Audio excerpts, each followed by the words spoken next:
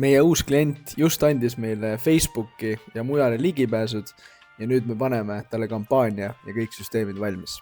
Siis me alustame sellega, et kõigepealt me tiimime ära ta Facebooki lehe, teeme uue kaanefoto, paneme logo.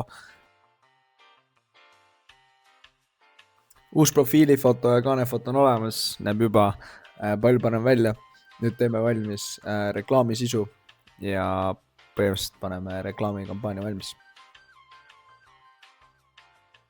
Creative'id on valmis ja nüüd me teeme ära siis Meta Ads Manageri seadistuse. Meta kampaania seadistus on tehtud eelarvega 20 € päev. Teema on siis majade soojustamine.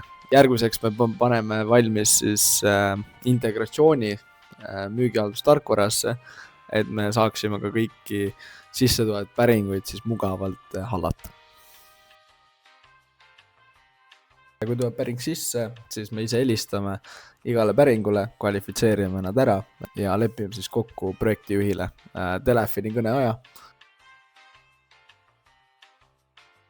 Nii, high level seadustus on ka tehtud, ehk siis kõik päringud tulevad kliendi uud CRM-i ja põhimõtteliselt nüüd ongi lihtsalt teha veel onboarding kõne, kus ma näitan ka kliendile ära, kuidas kogu see süsteem toimib, kooskõlastame reklaamid ka ära ja siis juba paneme käima, hakkame päringuid korjama, objektikülastust tegema ja töid ka lukku saama.